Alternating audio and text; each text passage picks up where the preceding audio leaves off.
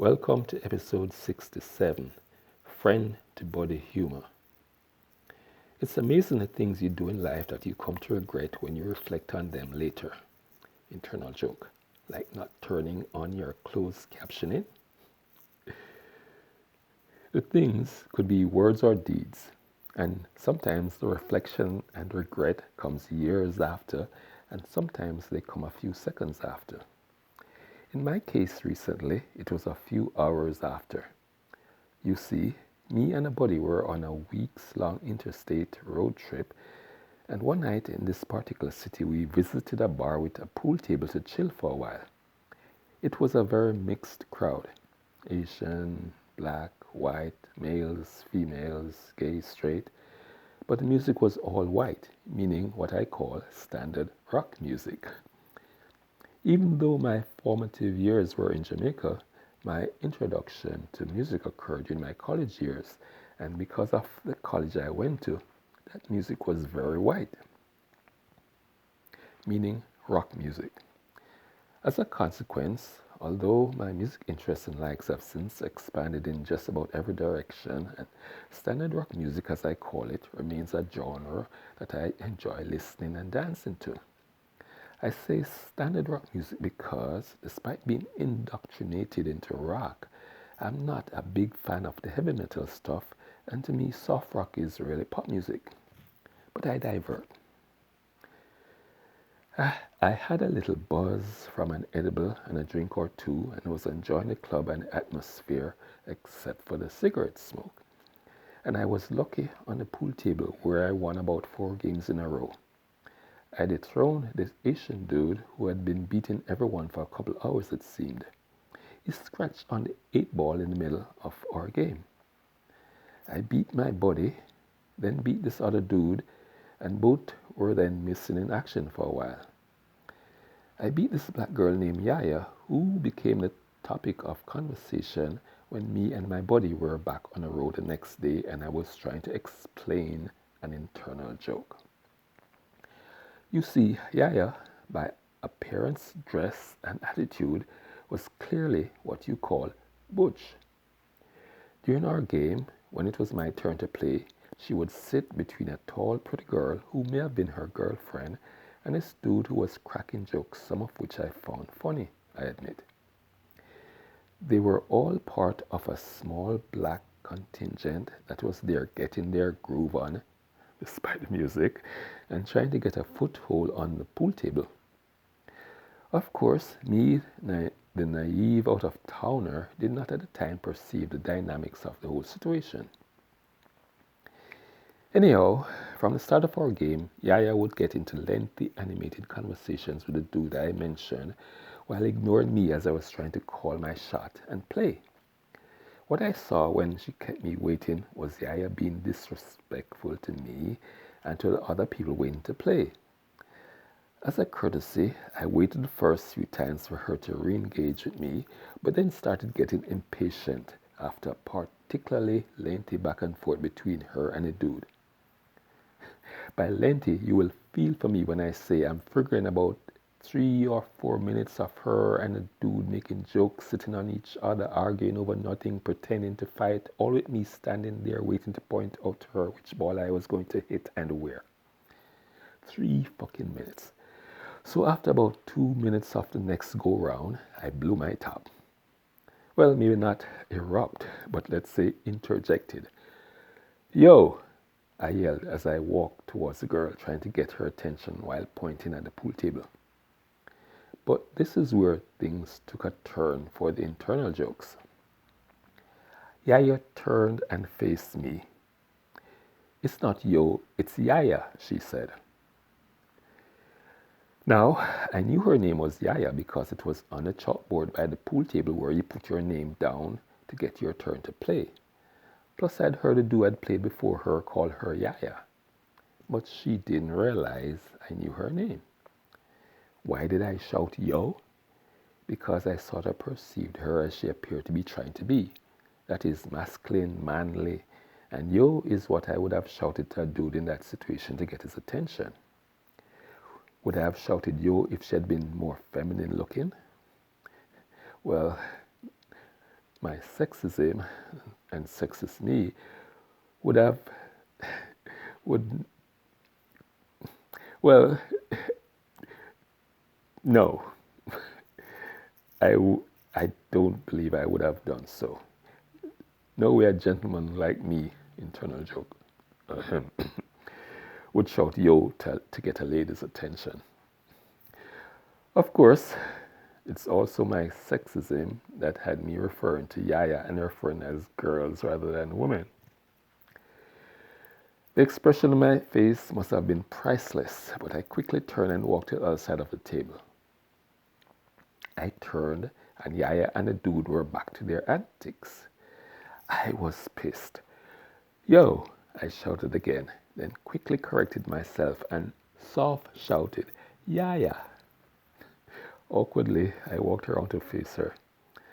I told her we were taking too much time with our game when other people were waiting to play.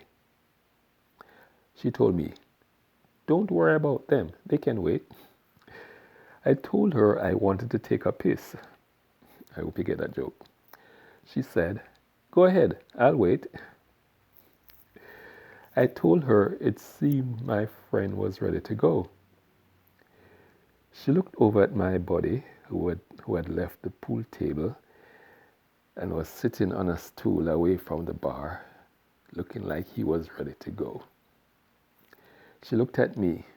Your friend? Yes. Then why didn't you say so? Well, our pool game proceeded with shorter interruptions during which periods I danced in place to the rock music while strumming my pool stick like a guitar. So the next day while driving, I was trying to give my body an example of the things I see or experience that are behind what I call an internal joke that I have sometimes. I wanted to know if he saw any humor in at least some of those things, the way I did. Internal joke, admit it. You wanted to find out if any of what made you laugh was a little more universally funny than just being in your head, right? I told my buddy the whole Yaya story. Don't laugh. And tried to explain the irony upon irony of the whole situation that made me want to laugh, if only to myself. It was a progression of sorts.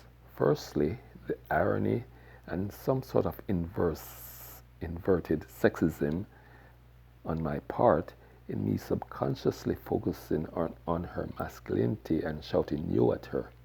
Secondly, the irony of her not understanding the shout of yo brought on by her masculinity.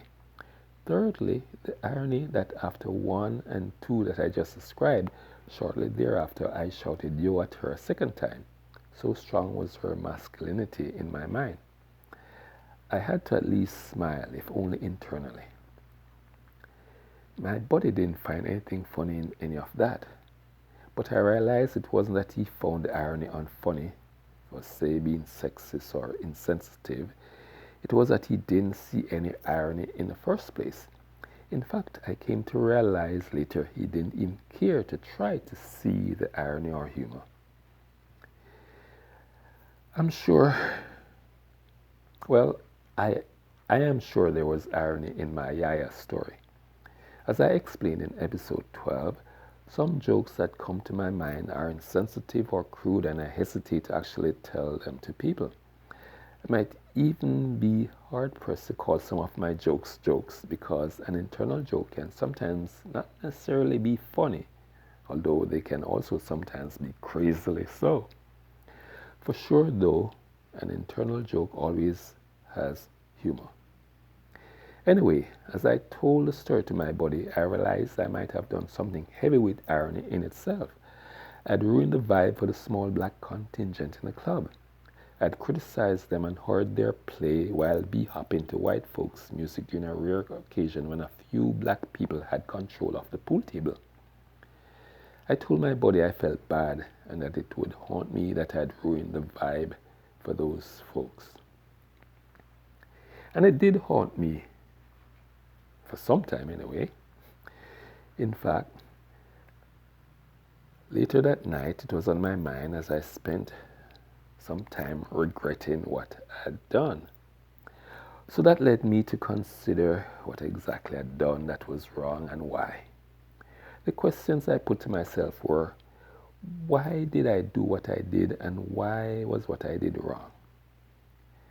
But then the more I thought about the situation, the more I felt I wasn't really wrong. Yaya really didn't have any right to have me standing there waiting while she joked with her friend. If she wanted to waste time, then waste time joking with me. Like I told her, she needed to focus on me and the game we were playing. And it really was disrespectful to those many people, white or otherwise, waiting for a game. I mean, the club would be closing at 2 a.m. So then I didn't feel so bad about messing with their vibe. And if you consider that since I was the one holding down the pool table, it meant they were using me to get their vibe, you also might then figure I wasn't in the wrong. And I mean, so what if I like me some rock music? Any black-white thing in that place was ridiculous. The pool table was bringing multiple races into regular social interaction, which is a first step to pulling people out of racism. If they wanted to resume their vibe the next night without me, they were free to do so.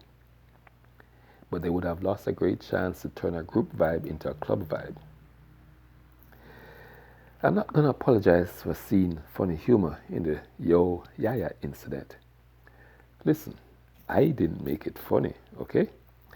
But it was not funny humor at all when I figured I would never be able to hear my buddy laugh at an internal joke. Because when I asked him if I could try telling him a few more examples to see if he found humor in any of them, what do you think he said? He said no, meaning he didn't want to hear any of what makes me laugh. That's an internal joke in itself, because how can your friend not want to know what makes you laugh?